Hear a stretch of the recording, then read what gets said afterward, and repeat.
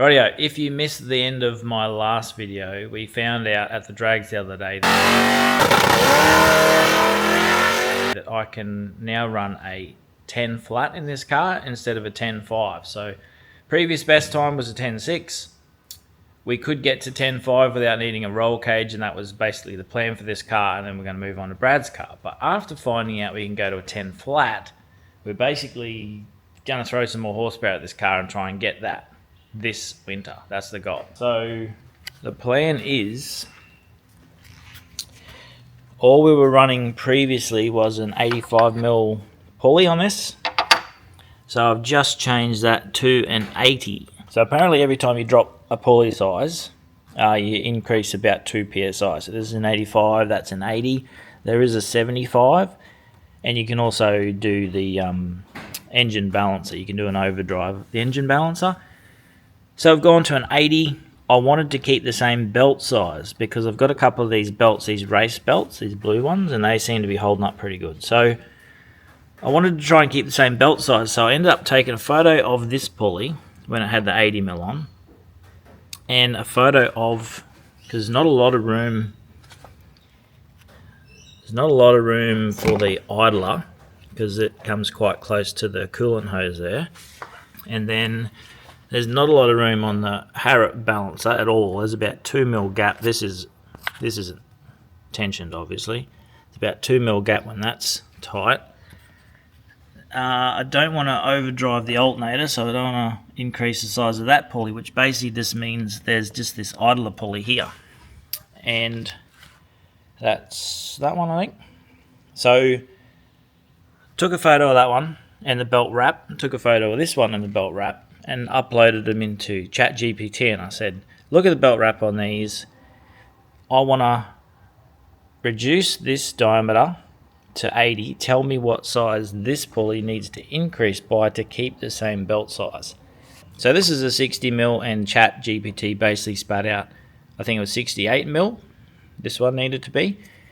That's an oddball size. It's either 65 or 70. So old Bursons came through with a 65mm pulley, exactly the same.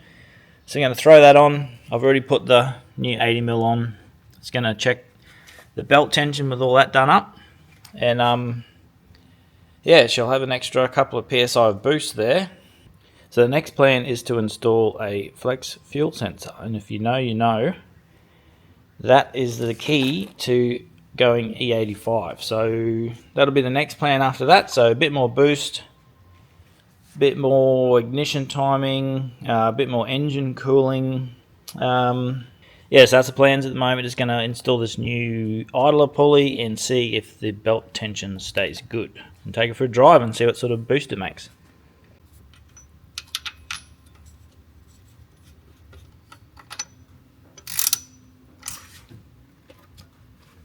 Oh, she's tight.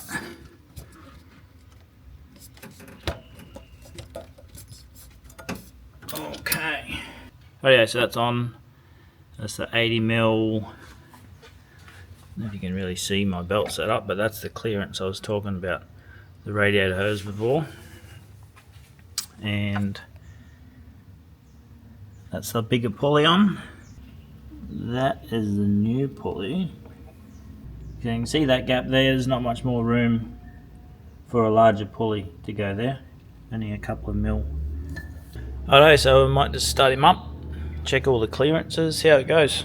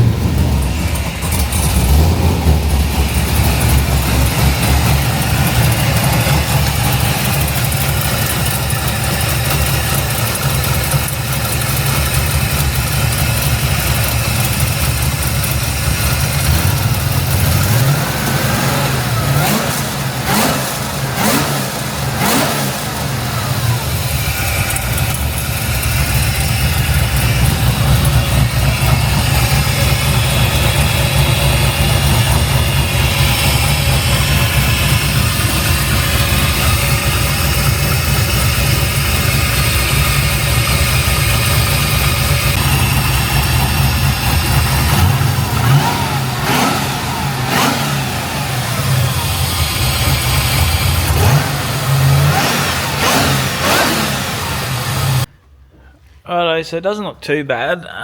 You can see this, was probably hard to see in the video, but that belt on the new pulley does just sort of want to come over there, and you sort of load it up a bit, but the old one probably did that as well, so looks like we're good with belt tension as well. Like, that's not too far. I think the old one was a little bit that way more, bit more tension, but then this belt's also stretched a bit because that was actually a lot more tension when I first put it on, and it did stretch a bit. So that's all good. We'll probably take that for a drive, and then we got to mount this somewhere. So mount this on the return, which I'm not sure how I'm going to do yet because I've got hard lines that go front to back, so I have to intercept it just before it goes into the fuel tank, I think, the return. So I'm just checking my timing tables and the fueling. It's set to run pretty rich up around sort of 12-13, so if I do get that high, should be fairly safe. Just checking ignition table, it goes up to 16, fuel goes up to 16 psi, so well and truly safe. I guess we'll just log it when we're there and see how it goes. Alrighty.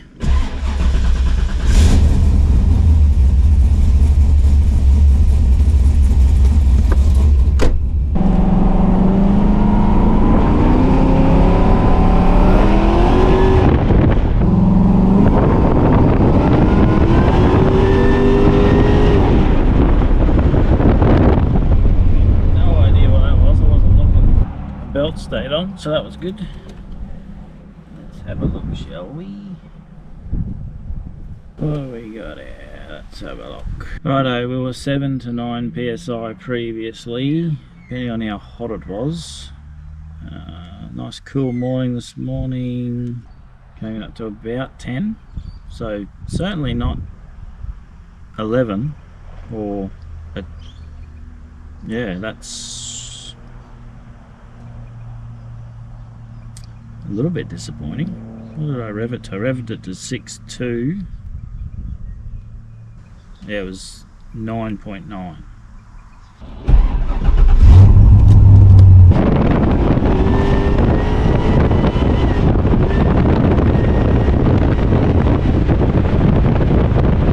gave that a boot for. I saw it hit just over 10 on this thing, so I'll check the log and see how it goes.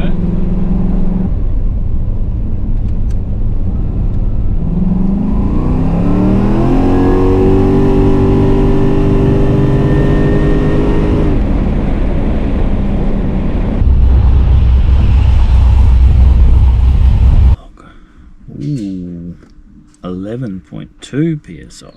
That was the maximum from that last run. Hit the limiter. I think I changed the neutral instead. What an idiot. Give it a squeeze there. Seeing there just over 10. Just seeing 10. So yeah, I guess that is, if I was previously seeing 7 to 9, I'm definitely seeing 10 or just over 10. So that's about 1.5 increase, I suppose. That's what I was hoping for. I was hoping to see a little bit more, but I guess I've got another pulley size I can go to if I have to. So I just gave that a squirt in second. Still, I think just nudging 10.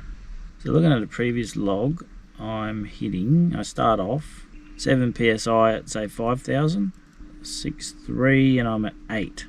So I go 6 to 8, and then when I change in second gear, I'm at about 6.5, and I'm at 9 psi, and then I just sort of plateau in third gear there at about 8.4. So that was fairly warm temps. So if I'm seeing nudging 10 now, that's at least 1.5 psi jump, which is what they said would probably happen. I should also check for knock too, and just see. Hit the limiter, you idiot. There's no way I could do this testing on the street with normal tyres on. They would just fry them. So these Wearing these street radials all the time does certainly help with that. Yeah, inlet temps increased by a couple of degrees, but it's nothing major. And then it sort of comes up after that because it heats the water up, and then it all sort of cools down again, as much as it does cool down, which isn't that much. You can see it seesawing there, the coolant temp. So that whole drive on a fairly cool morning, I don't see inlet temps lower than 50 degrees. That was at the beginning, and about 60 is the minimum after that. So that's warm, eh? Still nothing on knock. I've only done home tuning on this. There's probably a bit more I could lean on that ignition timing. Probably leaving some power on the table there.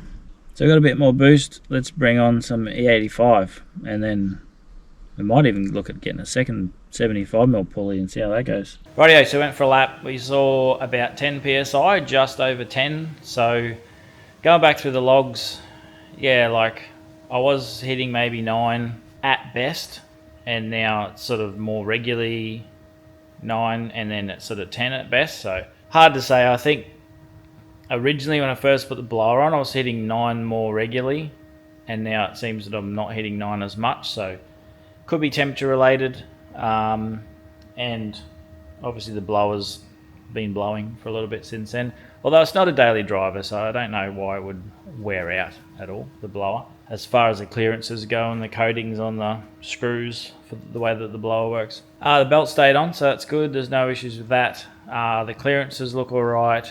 The fact that I'm only seeing 1.5 could be to do with my cam. So bearing in mind, I have no idea what cam is in this thing. Yes, it's a lumpy sort of mid-range cam, but I don't know the specs. Highly likely it's not an ideal blower cam. We're running more boost. We will go down the path of E85. Got to throw that fuel flex sensor in. Probably still look at a 75mm pulley. I know I've just put an 80 on. I should be happy with that.